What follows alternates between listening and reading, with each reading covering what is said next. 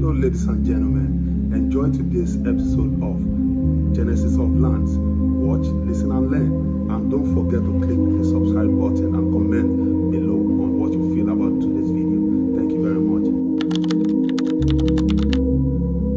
much. There's a magical city in Turkey where every building glows like honey in the sunshine, where houses are stacked on top of each other like a giant staircase climbing up a hill, where you can stand on someone's rooftop and see all the way to another country, where narrow stone streets twist and turn like a maze, and around every corner, there's a surprise waiting, a hidden courtyard, an ancient mosque, or a view that makes you say, wow.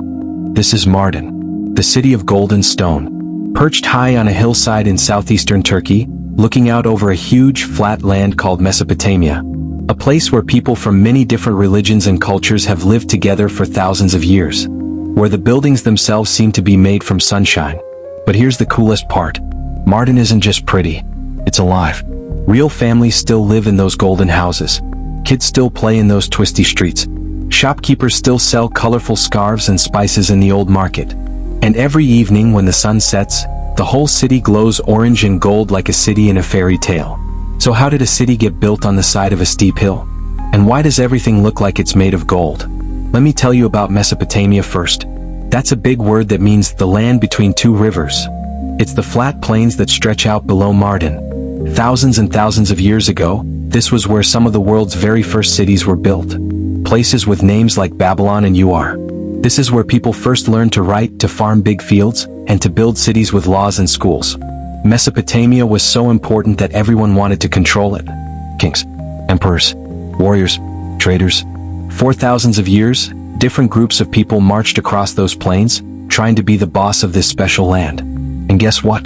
Mardin sits right on top of a hill overlooking all of Mesopotamia. Imagine you're playing a game where you have to watch for your friends coming. Where would you stand? On top of a hill, right? Because from up high you can see everything. That's exactly why people built Mardin where they did. From the top of the hill, you could see anyone approaching from miles and miles away. You could see if an army was coming. You could see if merchants were bringing goods to trade. You could see storms coming across the plains. It was the perfect lookout spot. But there's something even more special about Mardin. The hill is made of a special kind of stone called limestone. And this limestone isn't gray or white like you might expect. It's golden yellow. It looks like honey or caramel. When the sun shines on it, the whole city glows. The people who built Mardin hundreds and hundreds of years ago were very clever. Instead of bringing stone from somewhere else, they just carved it right out of the hillside. They cut blocks of this beautiful golden limestone and used them to build houses, mosques, churches, and palaces.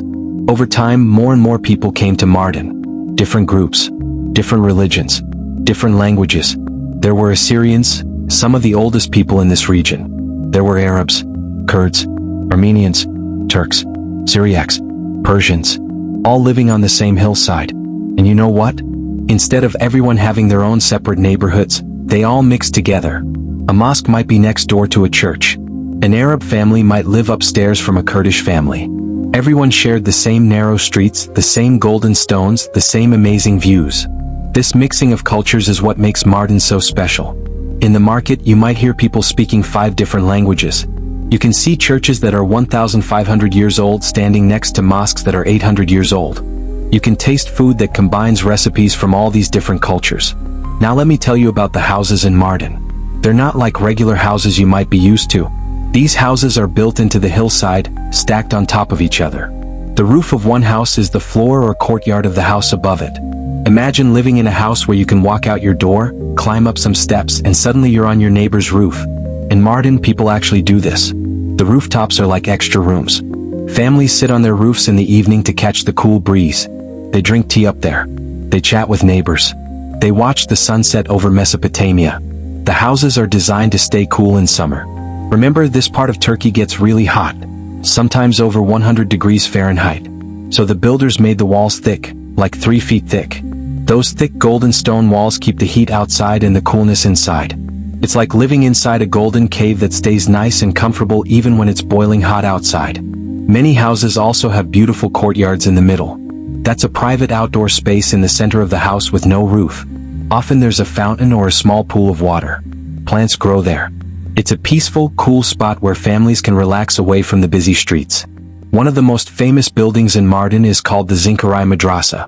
A madrasa is a special school where people study religion. This one was built about 700 years ago. The roof has these cool dome sections that look like someone sliced the top off each dome. But here's why everyone visits it. If you climb to the rooftop, you get one of the best views in all of Mardin. You can see the golden rooftops of the old town spreading down the hillside like a waterfall of houses. You can see the minarets, tall towers on mosques, poking up into the sky. And beyond that, you can see the Mesopotamian plains stretching away forever, all the way to Syria. Photographers love this view. People getting married often take their wedding photos here because it's so beautiful. On a clear day, you really can see into Syria, which is the next country over. Another special place in Mardin is a monastery called Dirul Zafran. That's a fancy name. It means the Saffron Monastery. Legend says that when people built it about 1,500 years ago, they mixed yellow saffron flowers into the cement. That's why the stones look golden. This monastery is still active today. That means monks and religious people still live there and worship there. They hold services in a language called Aramaic. That's the same language Jesus spoke. Imagine, people are still using the same language today that was spoken over 2,000 years ago. That's like your great-great-great-great-great-great-great-great-grandparents' language still being spoken.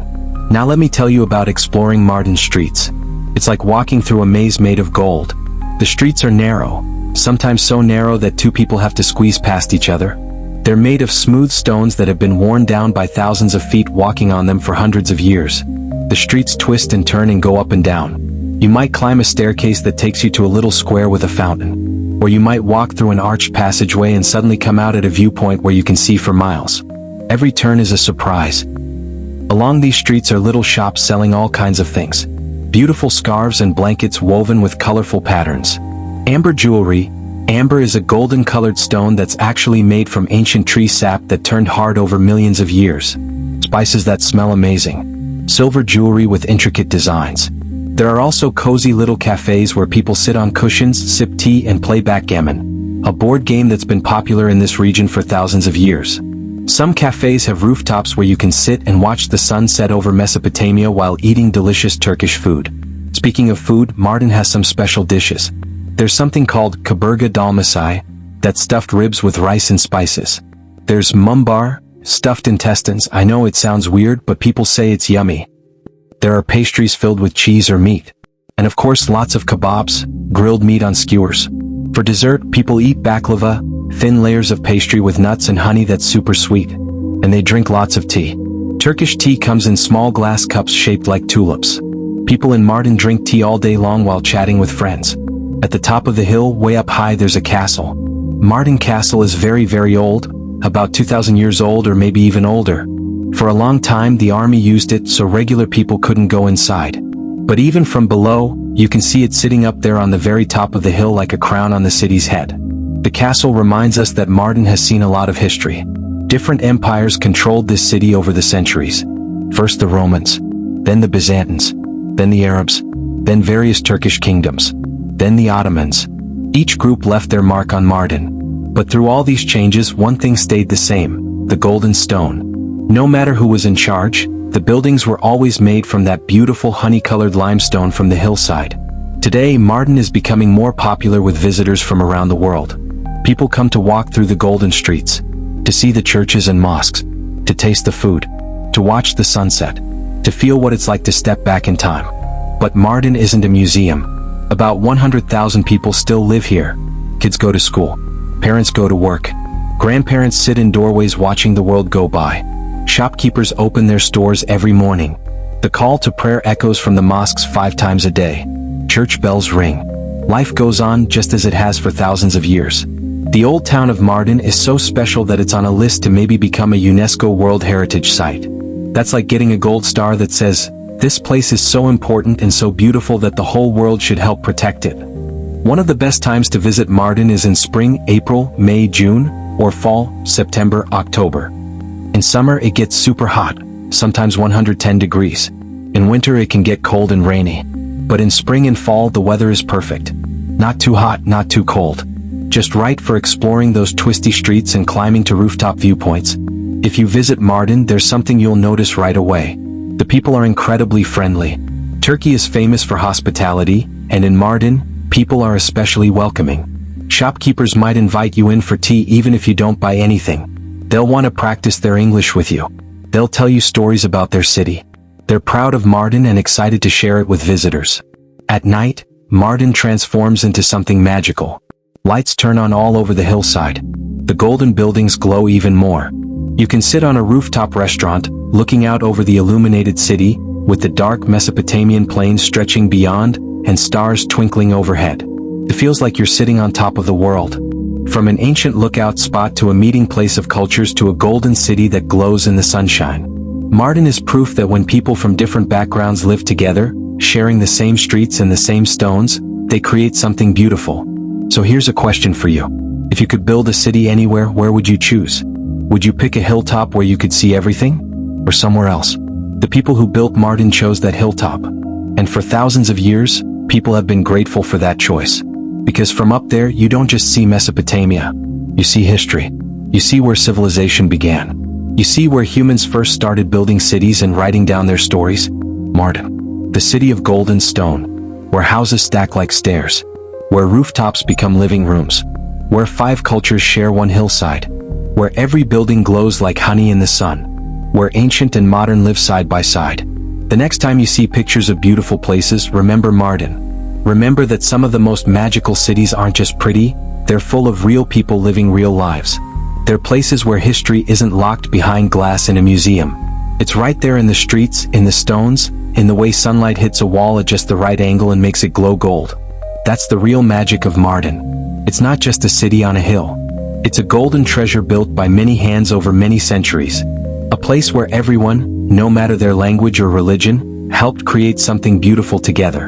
And that lesson, that different people working together can build something amazing, might be the most golden treasure of all.